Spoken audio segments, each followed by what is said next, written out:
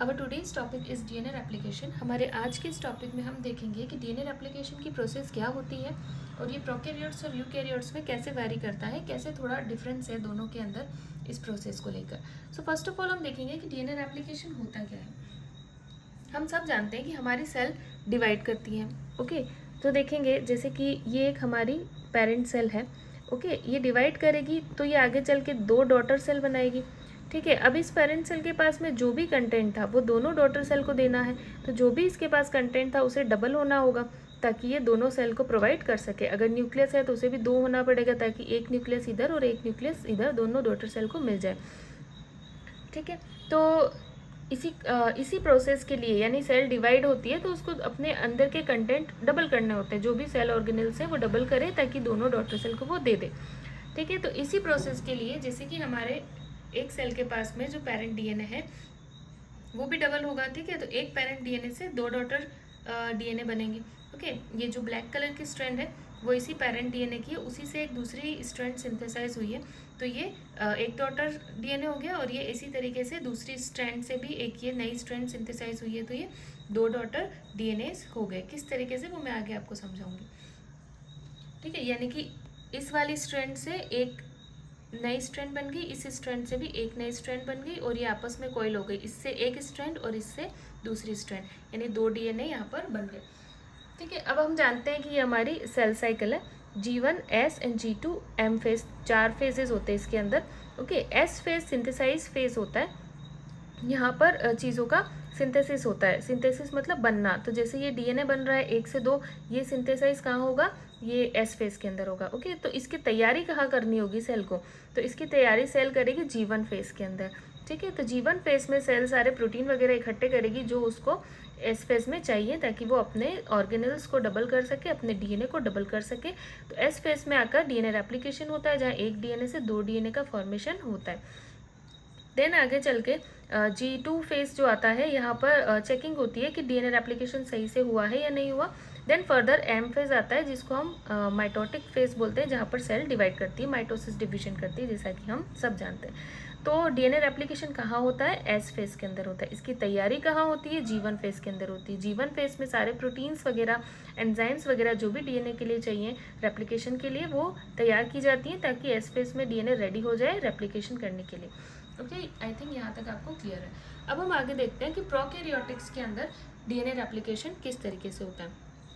तो हम सब जानते हैं कि प्रोकैरियोटिक्स एनिमल्स जो भी होते हैं उनके पास में जो है न्यूक्लियस के सराउंडिंग में न्यूक्लियर मेम्ब्रेन नहीं होती है, वेल डिफाइंड न्यूक्लियस नहीं होता है। तो उनमें जो ये डीएनए रेप्लिकेशन का काम है वो न्यूक्लियस के अंदर नहीं होगा, क्योंकि उनका न्यूक्लियस वेल डिफाइंड है ही नहीं, उसके सराउंडिंग में कोई मेम्ब्रेन है ही नहीं, न्यूक्लियर मेम्ब्रेन नहीं है। तो उनमें जो प्रोसेस होता है ये डीएनए रेप्लिकेशन का, वो साइटोप्लाज्म के अंदर होता है। और इनका जो डीएनए रेप्लिकेशन का मॉडल है उसे थीटा मॉडल बोलते हैं। ठीक है, क्योंकि इनका डीएनए सर्कुलर होता है। ठीक है ना, प्रोकैरियोट्स का डीएनए कैसा होता है, सर्कुलर होता है। ठीक है, तो सर्कुलर डीएनए में दो स्ट्रैंड्स होती हैं। ठीक है, तो ये दोनों स्ट्रैंड के बीच में ही डीएनए रेप्लिकेशन होता है, दो से जो है यहाँ पर ऐसी दो दूसरे और डीएनए बन जाएंगे। तो ये थीटा मॉडल कहलाता है, क्योंकि जब इसका रेप्लिकेशन होता है ना, इसका शेप जो है वो थीटा जैसा हो जाता है, कुछ इस तरीके का शेप हो जाता है। ठीक है, तो यही थीटा है ना, तो थीटा मॉडल बोलते हैं। देन ये सर्कुलर डीएनए होता है, ये मैंने बता दिया आपको। और आई इसमें वन होता है, यानी ओरिजिन ऑफ रेप्लिकेशन जो है वो इसमें वन होता है, यानी एक ही साइड पर ओरिजिन ऑफ रेप्लिकेशन होगा, यानी एक ही जगह पूरे डीएनए में एक ही जगह पर डीएनए सिंथेसाइज होना का जो प्रोसेस है वो स्टार्ट होगा। ठीक है, अलग अलग जगह पर नहीं होगा। जैसे कि अगर आप देखोगे यूकैरियोट्स के अंदर, तो यूकैरियोट्स के अंदर ओराई जो है वो ज़्यादा होंगे, यानी एक जगह पर यहाँ पर डीएनए रेप्लिकेशन स्टार्ट हो गया, फिर दूसरी साइड भी डीएनए रेप्लिकेशन स्टार्ट हो गया। तो ऐसे बहुत सारे डीएनए रेप्लिकेशन एक ही डीएनए पे स्टार्ट हो सकते हैं, क्योंकि वहाँ पर ओरिजिन ऑफ रेप्लिकेशन बहुत सारे हैं। पर प्रोकैरियोटिक के अंदर ओरिजिन ऑफ रेप्लिकेशन एक ही होता है, इसलिए यहाँ पर एक ही जगह पर डीएनए सिंथेसिस का प्रोसेस होता है। तो अब हम देखते हैं कि किस तरीके से प्रोसेस होता है। तो ये है प्रोकैरियोटिक्स का डीएनए, जिसमें आपको ये ओराई दे रखा है, ये पूरा ओराई है ना। ओराई मतलब यहाँ पर ओरिजिन ऑफ रेप्लिकेशन है, यानी यहाँ पर रेप्लिकेशन की प्रोसेस स्टार्ट होगी। ठीक है, तो यहाँ पर आपको 9 बेस पेयर दे रखे हैं, जो कि 4 से मैंने मल्टीप्लाई किया है, मतलब यहाँ पर 9 बेस पेयर है, यहाँ 9 बेस पेयर, यहाँ 9 और यहाँ 9, तो टोटल 4 जगह 9 बेस पेयर है। ठीक है, 9 × 4 कितना हुआ, 9 4 जा 36, ओके। तो यहाँ 36 हो गए। और फिर यहाँ पर आप देखो कि यहाँ पर 13 बार इसको बोलते हैं, क्योंकि यहाँ 13 बेस पेयर है, 3 बार 13 13 13, ओके। और ये 80 रिच रीजन है यहाँ पर, यानी एडेनिन और थायमिन जो है वो न्यूक्लियोटाइड्स होंगे, तो 80 रिच रीजन है, इसे 13 बार बोलेंगे। टोटल बेस पेयर कितने हुए? 245 टोटल बेस पेयर हो गए, ओके। अब आप देखो कि डीएनए की स्ट्रैंड है, यहाँ पर 3 प्राइम एंड दे रखा है, यहाँ पर 5 प्राइम एंड दे रखा है, ओके। जो प्रोसेस हमेशा स्टार्ट होगी रेप्लिकेशन की, वो हमेशा यहाँ 3 प्राइम एंड से ही स्टार्ट होगी डीएनए की रेप्लिकेशन की प्रोसेस, ओके। देन हम देखते हैं कि अब ये तो आपने देख लिया ओराई, ओरिजिन ऑफ रेप्लिकेशन, यानी ये जो डीएनए है ना प्रोकैरियोटिक का, इनका ये वाला रीजन ओराई है। तो ये ओराई रीजन है जहाँ से डीएनए रेप्लिकेशन स्टार्ट होगा, ठीक है, स्टार्ट होने का ये रीजन है। अब आप आगे देखो, तो अब हम देखते हैं कि आगे किस तरीके से डीएनए रेप्लिकेशन का प्रोसेस इनिशिएट होता है, ओके। तो देखो सबसे पहले हमारे पास में डीएनए ए आता है, ठीक है, डीएनए ए आता है जो कि एटीपी का यूज़ करता है, यानी एनर्जी का यूटिलाइजेशन करता है, ओके। तो यहाँ पर एटीपी का यूटिलाइजेशन होता है और डीएनए ए आकर बाइंड होता है इधर, जो ये 9 बेस पेयर वाले रीजन है ना, इधर बेस पेयर पर ये आकर डीएनए ए बाइंड होता है, ओके। डीएनए ए बाइंड हो गया। देन आगे हम देखें तो जहाँ पर यहाँ पर तो डीएनए ए बाइंड हो गया इधर, पर जो डीएनए इनके बीच में जो बॉन्डिंग्स है ना, दो स्ट्रेन के बीच में जो हाइड्रोजन बॉन्ड है वो ब्रेक होगा 13 नंबर वाले रीजन में, ठीक है, मेल्टिंग होगी। ये डीएनए ए जो है वो उधर मेल्टिंग करवाता है, तो यहाँ पर बनता है डीएनए का जो रेप्लिकेशन बबल, एक बबल जैसा फॉर्म हो जाता है, तो उसको बोलते हैं रेप्लिकेशन बबल। देन आगे क्या होता है, डीएनए रेप्लिकेशन बबल बन गया, ठीक है। अब डीएनए जो है वो रिमूव हो गया, उसका आगे कोई काम नहीं है, ठीक है। तो अब हम देखेंगे, अब डीएनए बी आया। डीएनए बी होता है हेलिकेस, ये हेलिकेस एंजाइम है जो कि ये भी जो है एटीपी का यूटिलाइजेशन करता है, ओके। अब ये डीएनए बी क्या होगा, अब ये यहाँ पर जो है बॉन्ड को तोड़ता जाएगा आगे, ठीक है, यहाँ पर बॉन्ड को तोड़ता जाएगा और आगे प्रोसेस को स्टार्ट करेगा डीएनए रेप्लिकेशन की। और ये एसएसबी प्रोटीन है, ठीक है। एसएसबी प्रोटीन क्या करते हैं, सिंगल स्ट्रैंड बाइंडिंग प्रोटीन है।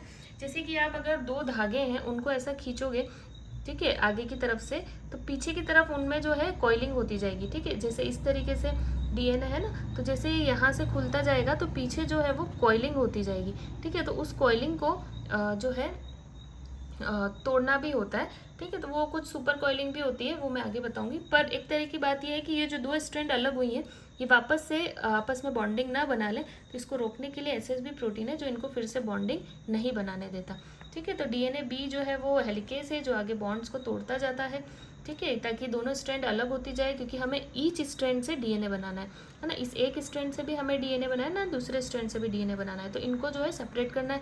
सेपरेट करने का काम ये डीएनए बी करेगा, मतलब ये यहाँ से बॉन्ड्स को इनके बीच की तोड़ता जाएगा, और एसएसबी प्रोटीन इनको फिर से कंबाइन नहीं होने देगा, बॉन्ड फॉर्मेशन नहीं करने देगा, ठीक है। तो इस प्रोसेस के दौरान जैसे ये आगे की तरफ बढ़ेगा, ये फॉक जो है ऐसे खुलता जाएगा, तो यहाँ पर पीछे क्या है, सुपर कोइलिंग होती जाएगी। इस सुपर कोइलिंग को जो है रोकने के लिए, कि ये सुपर कोइलिंग ना हो या इसे खोलने के लिए, टोपोआइसोमरेज 1 जिसे आप गायरेस भी बोलते हैं, ये एंजाइम प्रोकैरियोटिक्स के अंदर काम करती है। टोपोआइसोमरेज 1 और 2 दोनों यूकैरियोटिक्स के अंदर भी फंक्शन करती है। यहाँ पर टोपोआइसोमरेज 1 जिसे हम गायरेस बोलते हैं, तो प्रोकैरियोटिक में गायरेस बोलते हैं, ये ध्यान रखना है टोपोआइसोमरेज को। तो ये सुपर कॉइलिंग को रोकता है। एक बार मैं यहाँ पर बताना चाहूँगी, जैसे ये डीएनए है, ठीक है, 2 स्ट्रैंड है ना। अब इसके अंदर क्या होता है कि जैसे आप बोलोगे कि ये जो 3 प्राइम एंड है, यहीं से डीएनए का जो है सिंथेसाइज होगा, नया स्ट्रैंड जो है यहीं से बनेगा 3 प्राइम एंड से, ठीक है। तो एक बार इसी को समझो, देखो कि जैसे ये आपका डीएनए है, अभी ये फॉक खुल गया, ठीक है, मैं वो दूसरा डायग्राम बाद में समझाऊंगी। अभी ये फॉक खुल गया है, ठीक है। तो अब आप देखो ये जो 3 प्राइम एंड है, यहाँ से डीएनए बनना स्टार्ट होगा, तो क्या होगा कि 3 प्राइम एंड से जो है जो यहाँ स्ट्रैंड बनेगी, वो उसे कहेंगे हम 5, उसका जो स्टार्टिंग पॉइंट होगा वो 5 प्राइम एंड होगा, ठीक है। तो सबसे पहले जो है डीएनए को बनाने के लिए आप जानते हैं कि डीएनए पॉलीमरेज चाहिए, पर यहाँ पर डीएनए पॉलीमरेज नहीं, यहाँ पर आएगा सबसे पहले आरएनए पॉलीमरेज, जिसे हम बोलेंगे डीएनए जी या प्राइमेज। तो वो जो है थोड़े से न्यूक्लियोटाइड्स ऐड करके और थोड़ा यहाँ पर आरएनए के न्यूक्लियोटाइड्स ऐड करके एक सीक्वेंस बनाता है न्यूक्लियोटाइड की, ठीक है। क्यों? क्योंकि जो है डीएनए पॉलीमरेज आना चाहिए था, डीएनए पॉलीमरेज ही तो डीएनए के टेम्पलेट को देख के दूसरा डीएनए बनाएगा, पर डीएनए पॉलीमरेज के पास में डी नोवो प्रोसेस करने की क्षमता नहीं है, कैपेसिटी नहीं है कि वो डी नोवो प्रोसेस कर सके। डी नोवो मतलब वो अपने आप से प्रोसेस को इनिशिएट नहीं कर सकता, स्टार्ट नहीं कर सकता। तो इस प्रोसेस को स्टार्ट करने के लिए आरएनए पॉलीमरेज को आना होता है, ठीक है। और दूसरी बात कि टेम्पलेट डिपेंडेंट दोनों है, आरएनए पॉलीमरेज भी इस टेम्पलेट को रीड करके ही नई टेम्पलेट बनाएगा और डीएनए पॉलीमरेज भी इस टेम्पलेट को रीड करके ही नई जो है सिंथेसाइज करेगा स्ट्रैंड, ठीक है। पर एक ही यहाँ पर दिक्कत है कि डीएनए पॉलीमरेज को जो है ना 3' OH चाहिए होता है, तो ही वो जो है आगे डीएनए बना सकता है। पर आरएनए पॉलीमरेज का ऐसा नहीं है, उसे 3' OH से यहाँ से वो ज़रूरत नहीं। तो ये क्या करेगा कि आरएनए पॉलीमरेज पहले आएगा और इसको देखकर और कुछ स्ट्रैंड यहाँ पर बना देगा, न्यूक्लियोटाइड कुछ ऐड कर देगा, ठीक है। तो 5 इसका स्टार्टिंग पॉइंट 5' कहलाएगा और यहाँ जो ये एंड करेगा उसे 3' बोलेंगे। फिर आरएनए पॉलीमरेज एंजाइम जो है वो निकल जाएगा, ओके। डीएनए पॉलीमरेज 1 जो है वो उसे काट कर यहाँ से निकाल देता है और फिर आगे जो है अब डीएनए पॉलीमरेज 3 आएगा और वो आगे के स्ट्रैंड को सिंथेसाइज करता जाएगा, ठीक है। तो यहाँ पर तो एक कंटिन्यूस सीक्वेंस बनती जाएगी, तो उसे हम बोलेंगे लीडिंग सीक्वेंस। पर यहाँ पर जो है इस एंड पर कंटिन्यूस सीक्वेंस नहीं बनेगी, यहाँ पर छोटे छोटे टुकड़े की फॉर्म में बनेगा जिसे हम बोलेंगे लैगिंग स्ट्रैंड, ठीक है। जैसे आप यहाँ देखो, यहाँ तो एक कंटिन्यू सीक्वेंस बनेगी जिसे बोलेंगे लीडिंग स्ट्रैंड, ठीक है। और यहाँ पर छोटे हिस्सों में बनेगा, इसे बोलेंगे लैगिंग स्ट्रैंड, ठीक है। तो अब यहाँ पर देखो आप, जैसे ये स्ट्रैंड है हमेशा स्टार्टिंग 3' से होता है, तो इसका 3' यहाँ पर है तो यहाँ से स्टार्टिंग होगी, ठीक है। तो आरएनए पॉलीमरेज आएगा, कुछ स्ट्रैंड अपनी बनाएगा आरएनए की और फिर वो निकल जाएगा। फिर जो है 3' एंड फ्री मिलेगा तो यहाँ से डीएनए पॉलीमरेज आके अपनी स्ट्रैंड बनाएगा, ठीक है। तो इस तरह से बार बार आरएनए पॉलीमरेज आएगा और वो एक स्ट्रैंड बनाएगा, फिर वो निकल जाएगा और 3' OH छोड़ेगा और वहाँ से डीएनए पॉलीमरेज एक स्ट्रैंड बनाएगा। तो ये जो फ्रेगमेंट्स बनेंगे इनको हम बोलते हैं ओकाज़ाकी फ्रेगमेंट्स। ये आप देख पा रहे हो, इसको हम बोलते हैं ओकाज़ाकी फ्रेगमेंट, जहाँ पर कुछ हिस्सा आरएनए का होगा, कुछ हिस्सा डीएनए का होगा, तो ये ओकाज़ाकी फ्रेगमेंट होगा, ठीक है। तो इस तरीके से नई स्ट्रैंड्स बनेंगी। अब क्या होगा कि यहाँ पर जो मैंने आपको बोला कि आरएनए पॉलीमरेज को निकालने के लिए, यहाँ से हटाने के लिए कौन आता है, डीएनए जो है डीएनए 1 पॉलीमरेज आता है, ठीक है ना। तो अब देखो डीएनए पॉलीमरेज 1 जो है लीडिंग स्ट्रैंड पर भी आरएनए प्राइमर को हटाने आया था, फिर डीएनए पॉलीमरेज ने काम किया, तो यहाँ पर भी आरएनए प्राइमर को हटाने के लिए डीएनए पॉलीमरेज 1 आएगा। डीएनए पॉलीमरेज 1 के पास में 2 एक्टिविटी है कि वो 5 to 3 एक्सोन्यूक्लियस एक्टिविटी कर सकता है, यानी 5 to 3 तो यहाँ से इसको काट के निकाल देगा, ठीक है। और 3 to 5 पॉलीमराइजेशन एक्टिविटी भी कर सकता है, ठीक है। तो यहाँ से जो है 3 to 5 ये पॉलीमराइज भी कर देगा, जैसे यहाँ से इसे काट के निकालेगा तो जो आगे खाली रह जाएगा वहाँ पर वो सिंथेसाइज भी कर देगा डीएनए की, ठीक है। तो इस तरीके से यहाँ पर आरएनए और डीएनए की कंबाइंड सीक्वेंस को हम बोलते हैं ओकाज़ाकी फ्रेगमेंट्स। और अगर कुछ वहाँ पर हिस्से रह जाते हैं तो उसमें लाइगेज एंजाइम आके और उन्हें बीच में से चिपका देता है, पेस्ट कर देता है। तो इस तरीके से यहाँ पर जो है डीएनए का सिंथेसाइज होता है, यहाँ पर टुकड़ों में होता है, बाद में उसे पूरा कर दिया जाता है और यहाँ पर एक जो है कंप्लीट सीक्वेंस का सिंथेसाइज होता है। इसे लीडिंग बोलते हैं, इसे लैगिंग स्ट्रैंड बोलते हैं। तो यहाँ पर देखते हैं कि जैसे हमारे पास तो इस तरीके से स्ट्रैंड थी, है ना। तो क्या था कि जैसे अगर ये लैगिंग स्ट्रैंड है, ठीक है, तो ये लैगिंग स्ट्रैंड है तो इसके यहाँ पर अपोजिट में यहाँ पर भी लैगिंग स्ट्रैंड है। ये लीडिंग स्ट्रैंड है तो यहाँ पर भी लीडिंग स्ट्रैंड है, ठीक है। इसको हाफ में काट के जो भी मैंने दिखाया वो ऐसे हाफ में दिखाया था। ये बाई डायरेक्शनल हो रहा है, यानी इस डायरेक्शन में भी हो रहा है, इस डायरेक्शन में भी हो रहा है। तो यहाँ पर सिंथेसिस कैसा हो रहा है, बाई डायरेक्शनल हो रहा है। तो ये सिंथेसिस हो गया, ठीक है। जो ये वाली स्टेप थी ये इनिशिएट करने की स्टेप थी, ये प्रोसेस जो है वो सिंथेसाइज हो रहा था पूरा, ठीक है। इलोंगेशन प्रोसेस थी, यहाँ पर ये इलोंगेशन हो रहा था, ठीक है। इलोंगेशन के बाद में ये इलोंगेट हो गया, बन गया डीएनए नया, ये पुरानी पेरेंटल स्ट्रैंड और ये नई स्ट्रैंड, ठीक है। डीएनए बन गया, डीएनए बन जाने के बाद में अब इसे हटाना भी होगा, है ना। 2 अलग अलग करने ना हमको, 2 डॉटर डीएनए बनाने, तो इस प्रोसेस को टर्मिनेट करना होगा। टर्मिनेशन के लिए आएगा टस्टर कॉम्प्लेक्स, ठीक है। टस्टर कॉम्प्लेक्स यानी कि यहाँ पर ये जो आप देख रहे हैं ये टस्टर कॉम्प्लेक्स है। टर जो है वो टर्मिनेशन साइट है, ठीक है, यानी कहाँ पर अब डीएनए नया बनाना बंद करना है, वो टर्मिनेशन साइट है, वहाँ पर टस प्रोटीन आकर लग जाएगा। ठीक है, तो ये जो हेलिकेज आ रहा था और आगे बढ़ रहा था वो अब यहाँ पर आगे नहीं बढ़ पाएगा, आरएनए जो है डीएनए पॉलीमरेज आगे और सिंथेसाइज नहीं कर पाएगा, तो यहाँ पर आके प्रोसेस रुक जाएगी। ठीक है, एक सेक ए प्रोटीन भी होता है, इसको थोड़ा समझना आप, जैसे कि ये पेरेंटल डीएनए है, ये डॉटर डीएनए। ठीक है, अब हो सकता है ना कि इस डॉटर डीएनए को देखकर और डीएनए सिंथेसाइज रेप्लिकेशन हो जाए। ठीक है, डीएनए रेप्लिकेशन इसे देख के स्टार्ट हो जाए और डीएनए अंदर अंदर और रेप्लिकेशन स्टार्ट हो जाए, पर ऐसा नहीं होता, क्योंकि क्या होता है कि पेरेंटल स्ट्रैंड तो जो है ये मिथाइलेटेड होती है, पर जो डॉटर स्ट्रैंड जो बन रही है वो अभी मिथाइलेट नहीं होती। तो ये हेमी मिथाइलेटेड कंडीशन में जो है डीएनए रेप्लिकेशन रीस्टार्ट यहाँ पर नहीं हो सकता। इस प्रोसेस के दौरान बीच में और डीएनए रेप्लिकेट हो जाए अंदर डॉटर स्ट्रैंड को देखकर भी, तो ऐसा नहीं होता है, क्योंकि ये कंडीशन कैसी है, हेमी मिथाइलेटेड है। ठीक है, जब प्रोसेस पूरा हो जाता है ना, टर्मिनेशन हो जाता है, यानी कि जब पेरेंटल सीक्वेंस से डॉटर सीक्वेंस पूरी कंप्लीट बन गई, टर्मिनेशन हो गया, उस टाइम में क्या होता है कि पेरेंटल स्ट्रैंड तो थी मिथाइलेटेड, डॉटर स्ट्रैंड भी अब मिथाइलेटेड हो जाती है कंप्लीट, है ना, वो सेपरेट हो जाती है।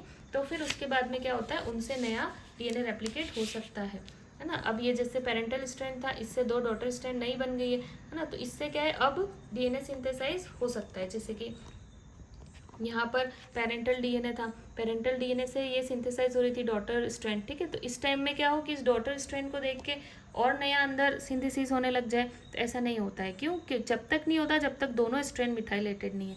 तो यहाँ पर सिर्फ पेरेंटल स्ट्रैंड मिथाइलेटेड थी, डॉटर स्ट्रैंड मिथाइलेटेड नहीं थी, पर जब आगे चल के डॉटर स्ट्रैंड्स अलग हो जाती हैं, 2 अलग अलग डॉटर डीएनए बना लेती हैं, तो फिर दोनों ही स्ट्रैंड मिथाइलेटेड होती है और फिर इस कंडीशन में फिर से डीएनए रेप्लिकेशन स्टार्ट होता है। तो सेक ए प्रोटीन फर्दर डीएनए रेप्लिकेशन को रीइनिशिएट होने से रोकता है ड्यूरिंग द जो पहले से डीएनए रेप्लिकेशन चल रहा है उस प्रोसेस के दौरान। अब हम देखेंगे कि डीएनए रेप्लिकेशन यूकैरियोट्स के अंदर कैसे होता है। तो यूकैरियोट्स के अंदर डीएनए रेप्लिकेशन जो है वो न्यूक्लियस के अंदर होता है।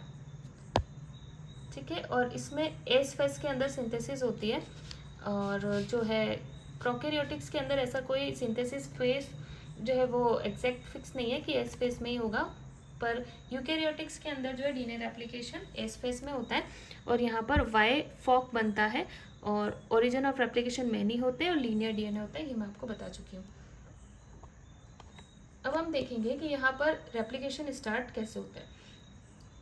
तो यूकैरियोट्स के अंदर डीएनए रेप्लिकेशन स्टार्ट होने से, इनिशिएट होने से पहले कुछ प्री इनिशिएशन भी होता है, कुछ प्री इनिशिएट प्रोटीन्स होते हैं। तो जैसे मैंने आपको बताया था कि प्रोकैरियोटिक्स के अंदर जो है ओराई रीजन जो होता है ना, वहाँ से डीएनए रेप्लिकेशन स्टार्ट होता है। यूकैरियोटिक्स के अंदर हम जहाँ से डीएनए रेप्लिकेशन स्टार्ट होता है उस साइड को बोलेंगे ARS। ठीक है, स्टार्टिंग पॉइंट है, एटी रिच रीजन है, ARS बोलेंगे हम इसे। ठीक है, अब वहाँ पर हेलिकेज आकर लग रहा था, है ना, डीएनए बी हेलिकेज एंजाइम, यहाँ पर लगेगा MCM227। ठीक है, ये हेलिकेज लगेगा। इस हेलिकेज के ऊपर कुछ और भी प्रोटीन है जो इसे हेल्प करेंगे, जैसे कि एक सेकेंड,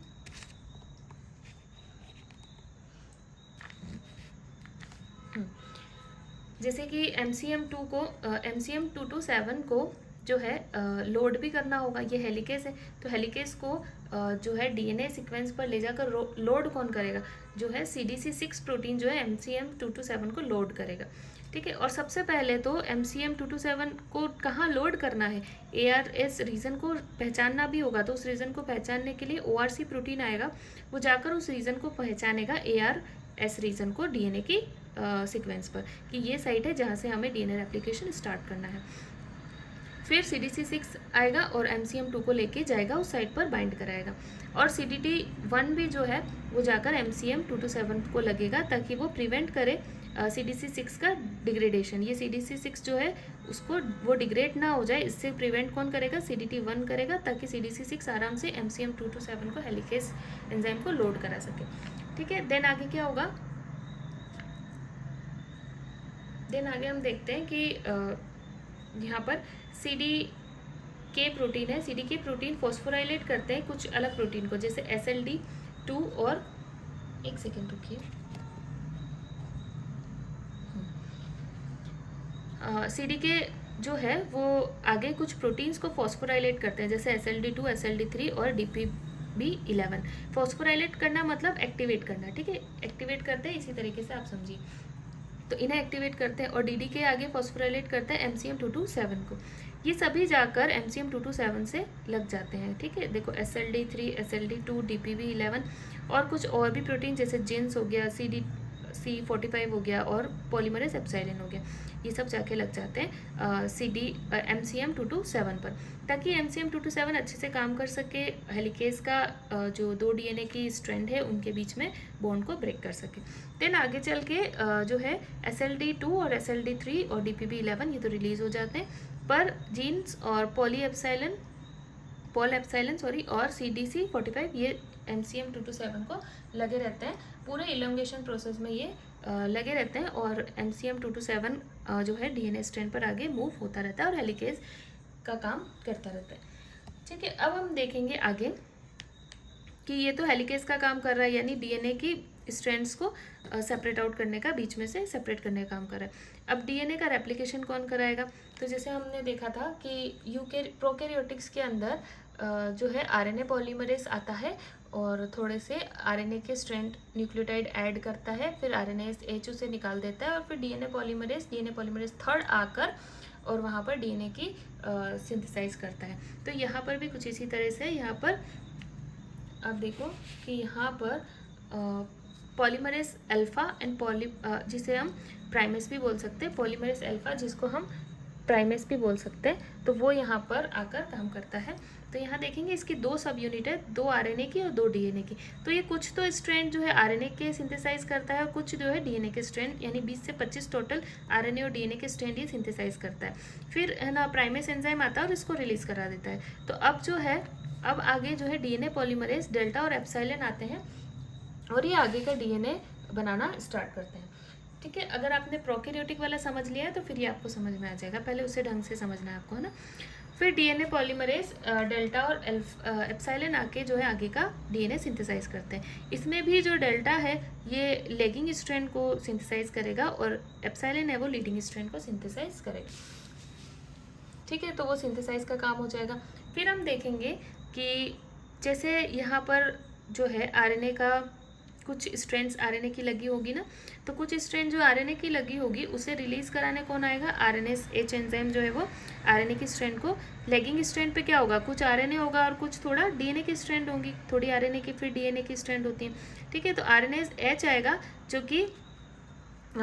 कि जो है RNA की कुछ स्ट्रैंड जो है उसे रिलीज कराएगा, ठीक है। तो उसके बाद देखो यहाँ पर FEN1 भी आता है। FEN1 क्या करता है कि जैसे RNA और मतलब RNA से RNA जो जुड़े हुए हैं उनके बीच जो तोड़ना है, ब्रेक करना है, वो तो RNase एंजाइम कर लेता है। पर यहाँ पर DNA भी तो है ना, ये जैसे ये RNA है, फिर थोड़ा DNA है, फिर RNA है, फिर थोड़ा DNA है, तो RNA के बीच में कट लगाना है तो वो तो RNase एंजाइम कर देता है। पर कुछ हिस्सा जो RNA का पीछे DNA से जुड़ा हुआ है उसको कट लगाने के लिए FEN1 आता है जो DNTP और RNTP को तोड़ता है। ये सिर्फ RNTP को तोड़ता है और ये DNTP से बॉन्डेड RNTP को तोड़ के और अलग करता है FEN1। फिर जो यहाँ पर खाली जगह रह जाती है तो उसे जो है RNA पॉलीमरेज जो है थर्ड, जैसे कि आप जानते हैं RNA पॉलीमरेज थर्ड जो है वो इसको सिंथेसाइज करता था, RNA पॉलीमरेज 1 है ना, RNA पॉलीमरेज 1 जो है वो इसको सिंथेसाइज करता है। उसके पास में 2 एक्टिविटी थी, एक्सोन्यूक्लियस की और पॉलीमराइजेशन की, जैसा मैंने आपको बताया था, ठीक है। और फिर जो है कुछ जो गैप रह जाते हैं तो उन्हें निक रह जाते हैं, गैप को निक बोलते हैं, उन्हें लाइगेज करता है DNA लाइगेज एंजाइम। अब आपने देखा था कि प्रोकैरियोटिक में जो टर्मिनेशन होना था वो टस्टर कॉम्प्लेक्स से हुआ था, पर यहाँ पर जो टर्मिनेशन होना है वो टीलोमरेज एंजाइम से होगा। कैसे, इसे थोड़ा ध्यान से समझना। हम देख रहे हैं कि जैसे ये पेरेंटल स्ट्रैंड है, ओके। अभी हम बात कर रहे हैं ये लेगिंग स्ट्रैंड की, क्योंकि लीडिंग स्ट्रैंड तो जो है उसका कंप्लीट प्रोसेस जैसे होता है, जैसे कि ये पेरेंट की है स्ट्रैंड और ये लीडिंग स्ट्रैंड बनी है ना। तो जैसे 3 प्राइम, ये मान लो ये 3 प्राइम एंड है, ये 5 प्राइम एंड है ना, ये पेरेंटल है और ये डॉटर है, डॉटर का बना हुआ है ये 5 प्राइम एंड और 3 प्राइम एंड, है ना। और यहाँ पर जो ये स्ट्रैंड बनती है, ये कंप्लीट बनने के बाद में यहाँ से प्रोसेस ख़त्म हो जाता है, ठीक है। पर लैगिंग स्ट्रैंड पे दिक्कत रहती है, क्योंकि लैगिंग स्ट्रैंड में कुछ हिस्सा आरएनए का है, कुछ हिस्सा डीएनए का है ना। जैसे कि ये बना डीएनए, फिर ये बना आरएनए, फिर ये बना आरएनए, फिर बना डीएनए, फिर आरएनए बना, ठीक है। तो यहाँ पर क्या होता है कि जो आरएनएज एंजाइम आती है वो इसको यहाँ से रिमूव करा देती है, जैसे एंड होता है प्रोसेस तब, है ना। तो क्या होगा कि जैसे ये तो पेरेंटल स्ट्रैंड है, ये डॉटर स्ट्रैंड है, तो यहाँ से आरएनएज एंजाइम ने इसको रिलीज करा दिया आरएनए वाले पार्ट को, है ना। फिर नया आरएनए जो है बनेगा, नया एंजाइम आएगा, फिर नया आरएनए को बनाएगा, है ना। पॉलीमरेज जो है अल्फा आएगा और फिर से नया आरएनए बनाएगा, फिर डीएनए बनेगा, ये प्रोसेस चलता रहेगा, ठीक है। तो एंड में क्या होता है कि जैसे मान लो अब यहाँ पर प्रोसेस एंड होना है, तो यहाँ पर जो ये था आरएनए पॉलीमरेज, ये यहाँ से रिलीज हो गया, यानी आरएनए का स्ट्रैंड जो है वो काट के आरएनएज एच ने निकाल दिया और यहाँ प्रोसेस एंड हो गया।